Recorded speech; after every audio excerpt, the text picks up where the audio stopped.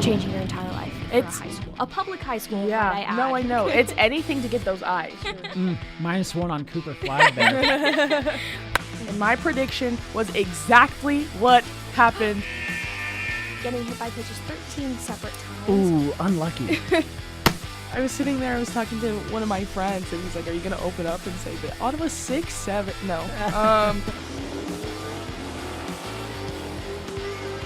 Lots of sloppiness and lots of just like, are we kidding? So we're talking Big 12 Player of the Week. I don't know. I guess we'll see. See, that goes to show you how much I know about the NFL. And they somehow let J.J. McCarthy pull that one back. You're listening to the Scoutin' Session on Blaze Radio. Hello, everyone, and welcome back to another episode of the Scoutin' Session. The Scoutin' Session brings you up to speed with rising sports stars featuring standout performances from young athletes at the professional level. Thank you all for joining us this Monday. My name is Ella Walter-Sanchez, and as always, I'm joined by Jordan Talley and Noah Reed. And I'm currently getting rage baited by Jordan. Guess we can talk about our weekends. Jordan. 2 forwards, Jeff Sims and Yoshinobu Yamamoto. That's not 4 words. Yes, That's 5. is. That's 5 words. You said okay. 5 words. Jeff Sims and Yoshinobu Yamamoto. That's all I'm going to say. Go Dodgers. Anyway, I just have to say my only account of the World Series. This is the sports I watched this weekend. I didn't watch the ASU game. It was probably one of the best World Series I have watched ever. It literally had me biting my nails. I watched the 18-inning game. It was amazing. I cried. I'm not even a Blue Jays fan, and I cried at the end of it. It was great. It was great. Noah, how was your sports weekend? My sports weekend, I didn't watch the ASU game. I was otherwise engaged with the NASCAR championship weekend. That was an incredible experience. If you haven't already heard, the sport crowned 3 new champions. I'm just going to say it right on air. Gutted for Denny Hamlin. Never would have thought, that a race in which Ryan Blaney won, Kyle Larson won the championship, and Denny Hamlin lost it, I would have felt so conflicted. I actually felt sick to my stomach last night, guys. I was I got on pit road and was just man, and I don't have time. I will literally derail the show if I talk to the circumstances of why, but Denny Hamlin, 60 Cup wins, 10th all time. He doesn't have a championship. It's his 20th season. His father is in really poor health, and he said publicly this is the last championship his dad's going to get him to see him race for. Dang. He's actively suing NASCAR. It just felt like the stars were aligning, and 2 to go. William Byron, flat tire, into the wall, caution. It unraveled from there. But as a whole, incredible weekend. Thankful for the opportunities that presented themselves to me. There's a lot of people who have helped me get to that point, and it's just so cool to say I got to be just a small little part of the NASCAR ecosystem. But yeah, any final thoughts on the sporting weekend here? Aren't you trending on X? I did make Jeff Gordon laugh. If you wanna see the full clip, you can go to the Kenny Wallace show, which apparently Jeff Gordon did not know was legit media. But we are legit media. Go check out the Kenny Wallace show, Kenny Wallace Media. Thankful to Kenny Wallace, Charlie Marlowe for helping me out. It's been a really fun week, and looking forward to 2026 already. Sad to say the season's over though. That's so exciting. Yeah. Anyway, just to cut Jordan off. I will say, the World, kind of derailing it back to the World Series, and I know both of them are going to get mad at me. I'm not going to glaze the Dodgers, okay? I'm just going to say, what a heck of a series to begin with. I don't think I've ever been that invested in baseball. I don't think I've ever been that invested in baseball, and that was just awesome. Both teams just played their hearts out. Forcing a Game 7, I feel like last year's World Series was just so boring. Even though it was 2, big legacy teams or whatever, I just felt like it was so boring. I don't know. And it's so fun when a World Series goes to Game 7. You can't beat that. Game 7 in any sport is the most electric atmosphere of all time. Unless you're NASCAR. Games... you guys Try and have? force Game 7s. Last night was a forced Game 7. You have Game 7s in NASCAR? It's not a Game 7 in What? the traditional sense of it's a 7-game series, but like NASCAR tries to, like the one race championship is to try and force a Game 7 moment in a sport where it doesn't belong. I'm sorry, I'm very passionate about this take. Okay. Anyway, I'll explain to you guys off air. This will I'm be a confused. Scouting session after hours conversation. I'm confused. All right, let's just dive into it before I can make anyone else in the studio mad. But. Yeah. Anywho, Or the fans listening. continuing on the track of baseball, for Who's on Deck this week, I'm still going off of the Women's Pro Baseball League, and they still haven't released their top prospects. However, I did find out that the draft is happening this month, and another tidbit when I was doing my research is that, I know you're talking about, like, I don't know how exactly the league will work. They're starting their inaugural season in 1 to 2 cities that they're going to announce just to keep it in one location and gain traction from there rather than traveling. But this week's Who's on Deck person is a little also like not normally the age of the players we talk about, just considering the nature of this league. It's up and coming talent still, but it's sort of older people in sports terms because they haven't really had this opportunity in America to play in a league such as this. But this week's person is, and apologies if I'm butchering this, Ayami Soto. She's a 35-year-old pitcher from Japan, and she's a professional pitcher for the Toronto Maple Leafs, who we talked about last episode. It's a semi-professional baseball league. She's considered to be the best female pitcher and by some the best female baseball player in the world. She found her love for baseball playing catch with her brother when she was younger, and in an interview via translator she said, "I played against boys and then I wanted to be them. I like to pitch because the pitcher is in the spotlight and I like being in control." She also discussed how her elementary school teacher showed her how to throw a slider and a curveball, which I thought was really funny.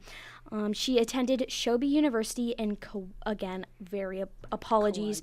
Shobi University in Japan, where she played on her college women's baseball team, which I thought it was interesting that they offered a women's baseball team because baseball is huge in Japan. Obviously, yeah. Anyway, after playing on her college team, I really walked into that. After playing on her college team, she joined the Japan Women's League after it was founded in 2009. And at the age of 20, in 2010, she debuted in the 2010 Women's Baseball World Cup, going 3-0 with a .53 ERA, so less than 1, beating Puerto Rico and shutting out Venezuela. She also beat the United States, only allowing 2 hits and no walks and eliminating the U.S. from a shot at the gold medal. Japan won that year, and she was named the Cup All-Star starting pitcher. In 2012, in the WBWC, she was 1-0 with a .72, still under 1 ERA, and Japan was undefeated in that tournament and won their 3rd straight medal. 2014, another dominant performance in the WBWC with 12 innings and 10 strikeouts and her first MVP award. In 2016, she led with 21 strikeouts and had a 3-0 record with a 1.33 ERA, and she led a 2-hit, 1-walk shutout to get her second MVP award in a row. 2018 won her 3rd straight MVP award in the 2018 WBWC. And if no one is noticing, the WBWCs happen every other year, so that is just like from 2014 to 2018, that's like 4 years in a row of being the MVP of this tournament, and led Japan to their 6th straight World Cup.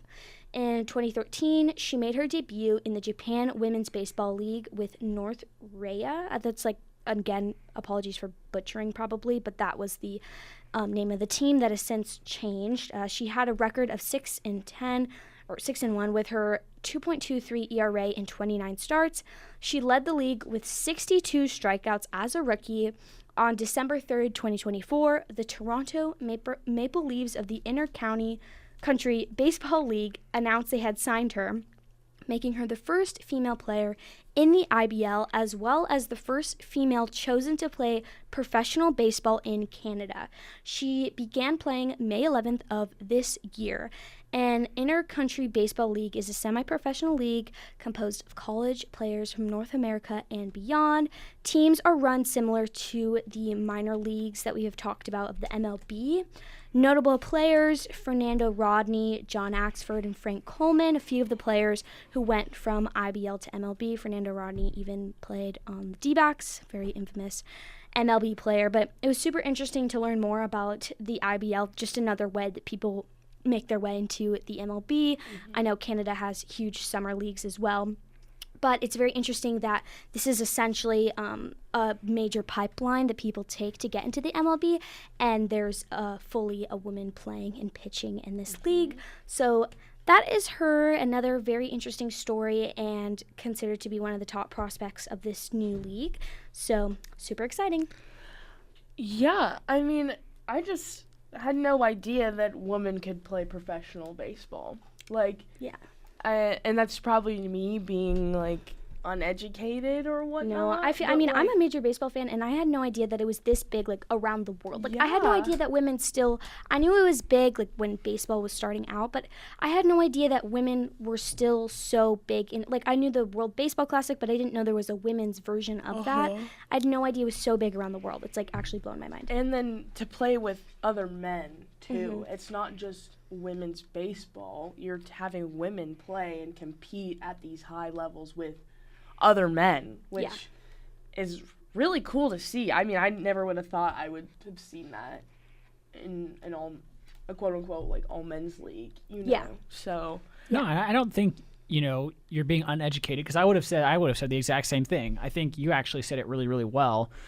I think the other thing I add is it's cool that it works in baseball, because there's some sports that it goes without saying that it doesn't work, where the comparison of, competition, it just doesn't work. It's like, but with baseball, it works. And that's cool. That's really, really cool to see, for sure. Yeah, no, it's super cool, and I liked how she talked about how she likes being a pitcher because she likes being in control and just, like, not wanting to play softball, and that it's offered in colleges in Japan. I mean, obviously baseball, but is big in Japan, but I had no idea that women's baseball was offered, because all of the other ones that come from here, obviously the who we talked about last week, she played college softball, so it's super interesting to actually see players that are going to be coming here to play baseball, so that'll also be interesting because she's in the draft and one of the draft eligible people, so that'll be interesting having that international role as well and seeing how much that brings, because I know, there's been a huge boost in baseball because of, international players. And somebody coming over with actual baseball experience, right? Because there's got to be some sort of disconnect when transferring softball into baseball, because they're 100%. two completely different. I mean, they are, but they aren't. They're two completely different sports, especially pitching of all things. You have to learn how to, like, pitch completely different. So it's cool to see, like, women actually will be coming over here and playing baseball with a baseball background. So yeah. Anyway, that is my segment for this week, and now to Jordan with Hit the Ice. All right. I didn't know it was going to be a Toronto-based That's funny. thing this week, because this week's prospect on Hit the Ice is also a prospect of the Toronto Maple Leafs, but of the NHL. So that's so funny. But this week on Hit the Ice, we are featuring Harry Nasi, the 2007-born 18-year-old right-winger, made headlines in the Ontario Hockey League this week after claiming the OHL's First Star of the Week award, literally, like, last night. Oh. They do it this weekend, so he was a First Star of the weekend, I guess I should say. Playing for the Owen Sound Attack of the OHL in his third season, yesterday Nancy had a 5-point afternoon in the Sound's 8-3 win over the Erie Otters with 1 goal and 5 assists, and he's been kind of tearing it up these last few games. In his last 5 games, he has 9 points with a 1 goal and 8 assists, and in his last 10, he has 13 points with 4 goals and 9 assists, and through 17 games Nancy has played so far, he has matched his points total from last season through 67 games played. And last year he had 7 goals and 16 assists, and the year before he had 0 goals and 9 assists. Do you want to attend a night of music, food, and fun for free? So I actually hate. Never mind. Let's just. You know what? I'll keep my hate to myself. I actually hate. So in his rookie season, it's kind of cool to actually like see a guy like this kind of go unnoticed, not really produce much, and then just like come out with a bang at the beginning of the season. Like in 17 games, he already has 23 points. And this year he has 6 goals and 17 assists already. He was drafted in the 2025 NHL entry draft, going 153rd overall to the Toronto Maple Leafs. That's so funny. I know. I was putting my stuff in the dock, and I saw Toronto Maple Leafs in your section. I had to look back up. I was like, Seems like there's a lack of creativity in Toronto with these names. Hey, the Blue Jays are cool. Oh, no, I know, but Blue Jays are cool. several Toronto Maple Leafs. Several is kind of crazy. From the Elite Prospects Draft Guide, quote, Nancy can access lanes that others can't and push through checks. A nonstop worker, he pursues opponents, pushes them off the puck, and holds it until he finds a play, always wanting to attract the beat pressure to create scoring opportunities for line mates. He's very, as you can tell, he has way more assists and he did last season than goals. He's a playmaker. Wingers, I feel like, are usually more so playmakers than, we saw Gavin McKenna last season. Not to bring Gavin McKenna up once again, but he had way more assists than goals because he's a playmaker, right? He makes those plays, he quarterbacks those plays. And he's currently 3rd on the team in points, 1st in assists, and 1st in power play goals with 5. He is also 4th in the whole NHL, not the NHL, 4th in the whole OHL in assists, and tied for 1st in the OHL in power play goals with 5. And I just wanted to dive into this really quick because I thought this was really cool. I was scrolling through the Western Hockey League and the OHL Instagrams today trying to find someone, and he really stood out to me because I don't think I've ever seen a black player be highlighted like this before, because he is a black player, and he got drafted last year. At that point he had only played 2 seasons of major junior hockey. He gets drafted to the Toronto Maple Leafs, like legendary franchise, and I just thought it was really cool to see, and it really brought me back to the draft this year. Keyshawn Atkinson, who's also a black player from the OHL, was drafted 17th overall in the draft this year. And I don't know, I guess it kind of got me in my feels because you never really see that. It's no surprise and doubt that hockey is a very predominantly white sport, with almost literally everyone else being underrepresented in the sport. So that was really cool. And I had to do a whole project on Willie O'Ree this past weekend, who was the first black NHL player to, kind of the Jackie Robinson of the NHL, if you will. So I don't know. It kind of rang home for me, especially, growing up watching hockey and whatnot. But yeah, that's Harry. And I hope he has a killer season this season because he's obviously killing it already. So. No, I like, obviously, a great story, but the way you tied it to just, like, the greater sort of, not just your life, but, the greater social, barriers of hockey, if you'll call it, or just, how hockey, unfortunately, lacks representation. But it's great to see this, super young player sort of obviously start to be recognized and hopefully be a good face for the league coming up soon. Yeah, I think you did a great job there, Jordan. And I think it honestly, so we went from Maple Leaf to Maple Leaf and from one African American to another. And so that's going to jump us into the racing roundtable with Cameron Carraway, 15-year-old Cameron Carraway. I just got to, first of all, start this off by saying this kid has got a good head on his shoulders. He was out at the championship weekend in Phoenix with me as well. And I'll end this by sharing his question, and it was just so insightful. And I was like, man, he's going to go far. But he's a native of Castro Valley, California, nicknamed the Cam-Man. He's one of the hardest working individuals on and off the track. Cam took an interest in motorsports at the age of 2 and got started by 6. Don't know what you were doing at 6 years old, but it definitely wasn't driving race cars. I'll tell you that. The young man brought home his first ever title in 2021, claiming the California Quarter Midget State Championship. Then in 2022, Cam became the youngest driver to turn laps in a pro late model at Madera Speedway. Remember that, folks. Madera Speedway is going to be important later on. He continued his development in the junior late models, finishing second in the weekly series championships out at the Las Vegas Bull Ring. Then Cam went on to win 3 more junior late model features at the track during the next season. In 2024, Cam transitioned back to Madera to compete in the 5150 junior late models, finishing runner-up in the same series, which drivers like NASCAR Xfinity Series champions Jesse Love and Colt Custer cut their teeth on. 2 of the youngest winners. Cam joined them up there on that list. Now in 2025, Cam joined the Saturday Nights program, the Saturday Night Lights program, which we've talked about a few times, while also racing this season with Nasi Motorsports in the number 27C late model. Most recently competed in the Madera Speedway, $10,000 to win. It was 175 laps the distance, one of the biggest races they hold out on the West Coast in California each and every season.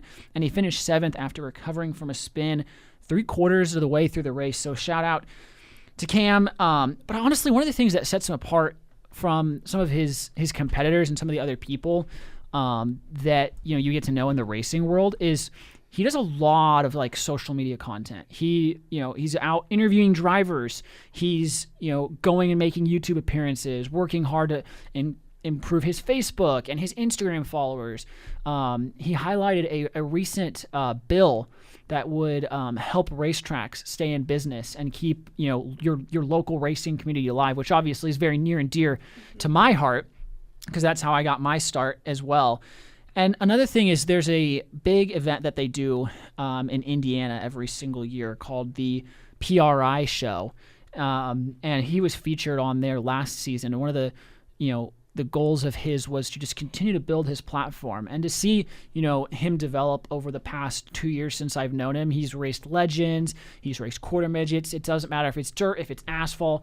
The Cam Man wants to get it done.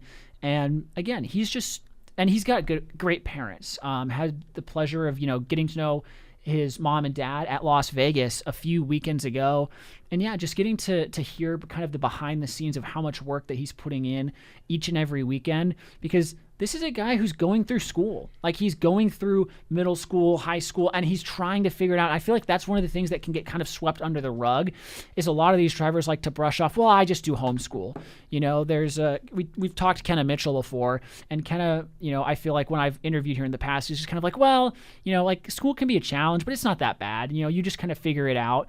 And it's obviously different for someone who's been doing it at the high school level for a while, but for someone like Cam, he posted a reel a few weeks ago about like the difference of driving to the racetrack versus driving to school. But yeah, now I know you guys have probably all been waiting. Well, what's that dang question he asked? Saturday night, Jesse Love, who I mentioned earlier, won the 2025 NASCAR Xfinity Series Championship. And this was, again, this is coming from one racer to another, which is always interesting because the media center is typically filled with people who don't race, right? You don't have that experience. And Cam asked this amazing question about, hey, I could see you could drive into the corner deeper than everybody else. Your car would rotate and take off, and you would leave him in the dust. And Jesse perks up.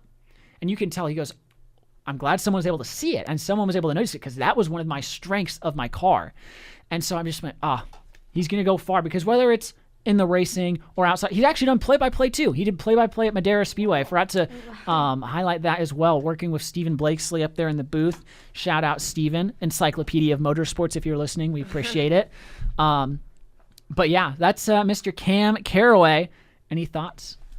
I mean, just once again, highlighting, both of us obviously being motorsport fans in different extents. Like, racing has also almost been predominantly non-people of color, right? I don't think the only, F1 driver I can name right now is Lewis Hamilton, and he's the first and the only black driver to ever race in Formula One.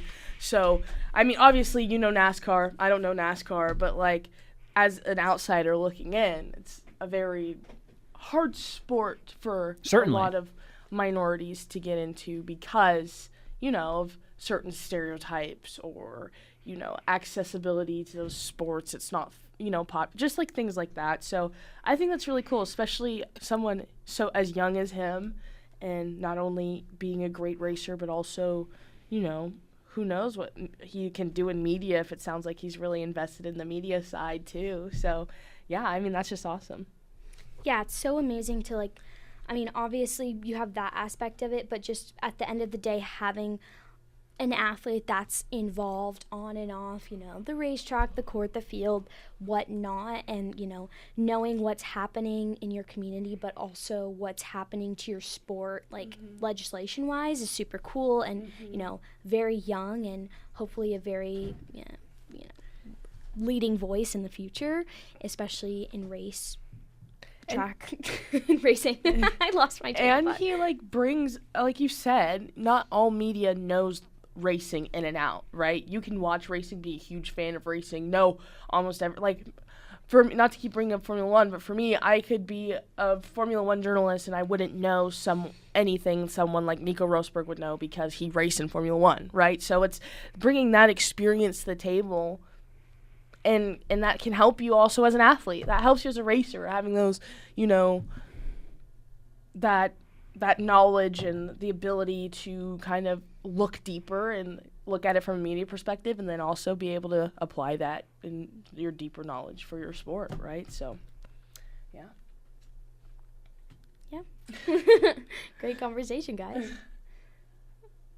Okay, well, that's all for us. I was going to say, I think we're actually ending on time today. Yeah, that's all for us. Thanks for tuning in this Monday. As my name is Ella Walter Sanchez. As always, I'm joined by Jordan Talley and Noah Reed. Sorry we're so dysfunctional this Monday, but can't wait to see you It's okay. next Monday at 1 p.m.